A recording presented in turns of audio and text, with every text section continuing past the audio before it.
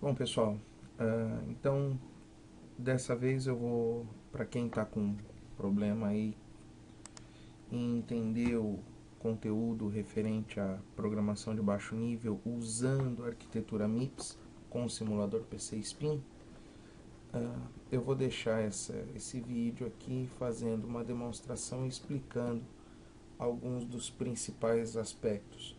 Lembrando que a apostila e parte teórica estão contidas no site do professor. Aqui eu tenho um algoritmo bastante simples feito em Visualg. Basicamente um algoritmo que lê 3 números, verifica, separa o ímpar.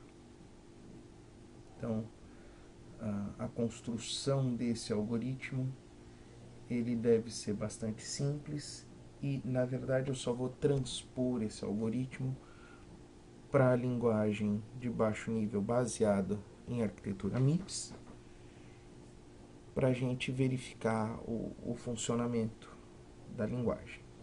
Então, vou usar esse algoritmo como base. Os aspectos principais.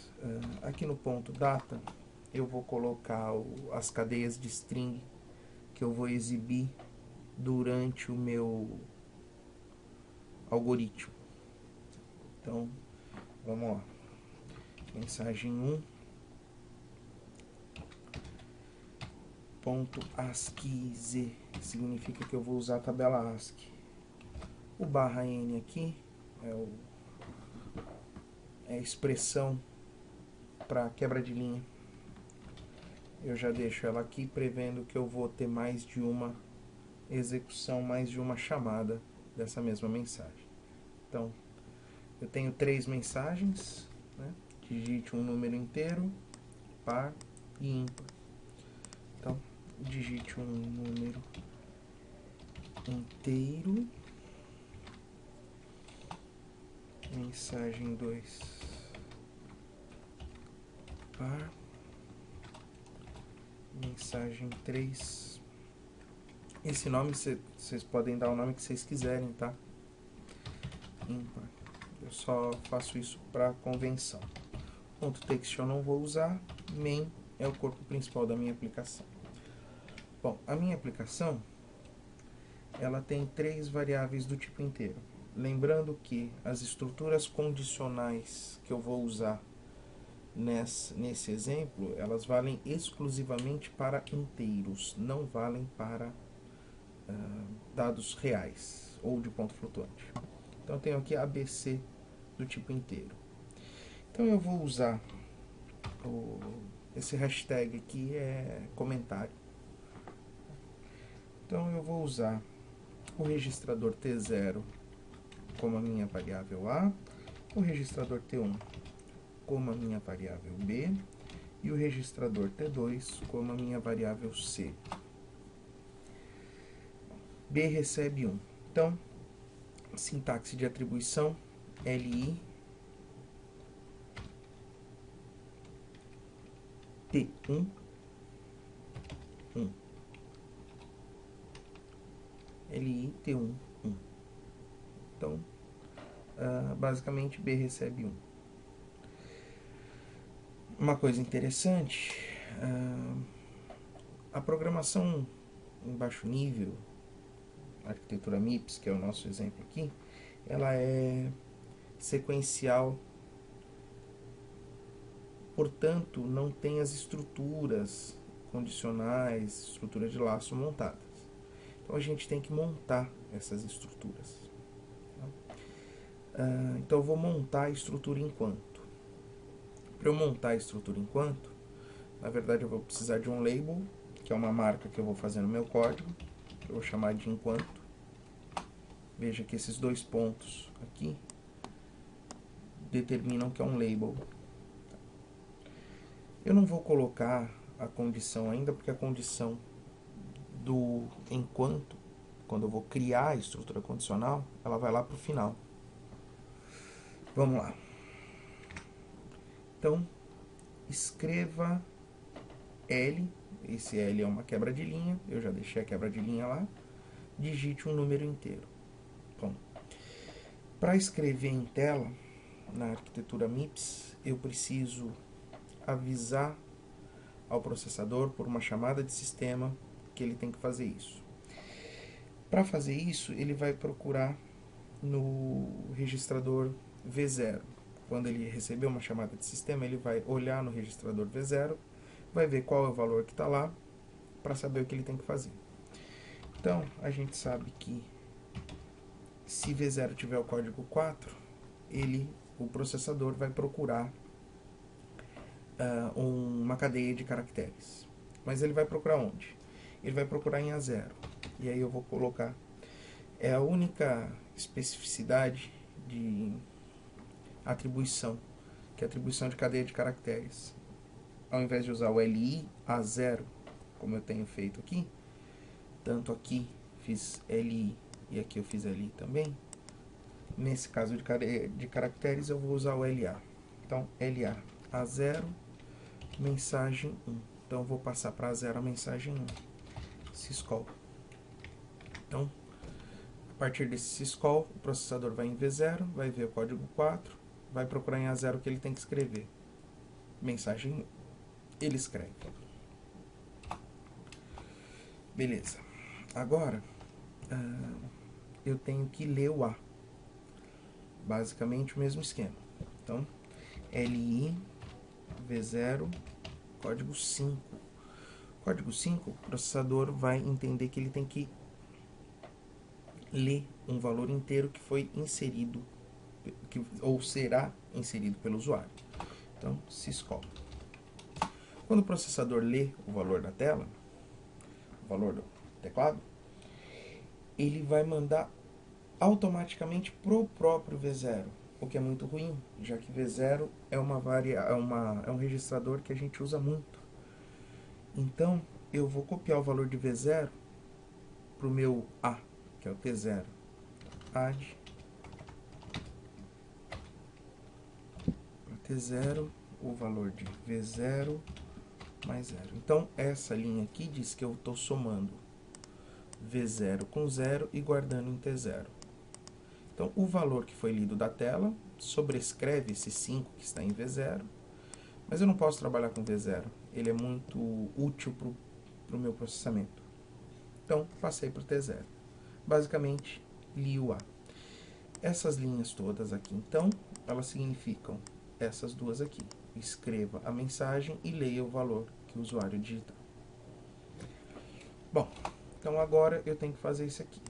C recebe A mod 2. Então, o C é o T2. O mod é a operação chamada REM.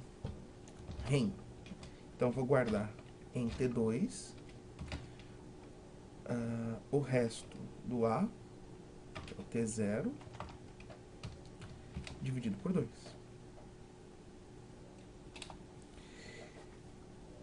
Eu só estou dando esses espaços, essas quebras de linha aqui, para ficar mais fácil de enxergar o código. Eles são absolutamente desnecessários. Então agora eu tenho que verificar. Se C é igual a 0, escreva par. Se não, escreva ímpar. Bom, para inteiros, o condicional C igual é o BEQ. Branch if equals. Então, se T2 for igual a 0, vá para um label. Então, ele vai para algum lugar do meu código, ele vai dar um salto. O branch, que a gente inclusive estuda isso em arquitetura, vendo os problemas que os branches podem causar em estruturas de pipeline superescalar. Então, eu vou saltar para um C, para um label C, que eu vou deixar aqui, C. O que ele faz se T2 for igual a 0? Ele tem que escrever par. Então, mesmo esquema lá de cima. V0, 4. LA A0, mensagem 2. Syscall. Essas tabulações, elas também não são necessárias. Agora, a programação em baixo nível, MIPS, ela é sequencial, ela não é estruturada, como eu já tinha falado antes.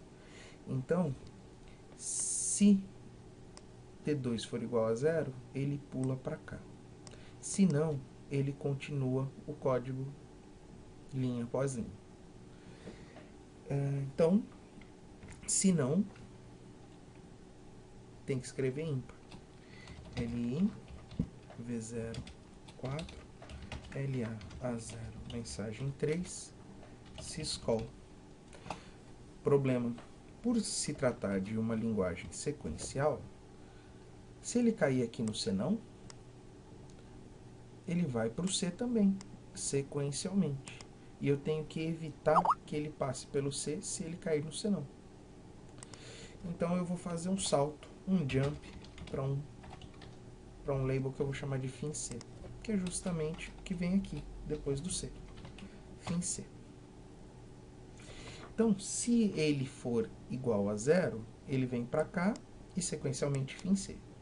Se ele for diferente de 0, ele faz esse código e salta para o fim C, pulando o C.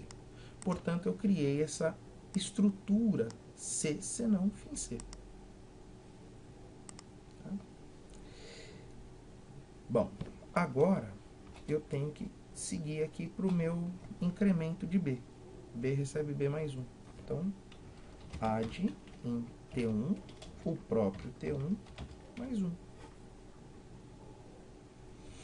E é aqui que eu vou testar a minha estrutura de loop. Então, tudo isso aqui tem que ser feito enquanto B for menor ou igual a 3. Então, por se tratar de uma linguagem com estrutura sequencial, eu vou usar aqui uma condicional, um branch, que faz o salto para o label do enquanto, que está aqui em cima, fazendo este teste aqui. Então, se o meu T1 for menor ou igual a 3, ele volta para cá. Vai fazer tudo aqui de novo, e se o T1 continuar menor ou igual a 3, ele volta para cá. Então, BLE branch if less or equals. Então, salt se for menor ou igual, T1 menor ou igual a 3. Vai lá por enquanto.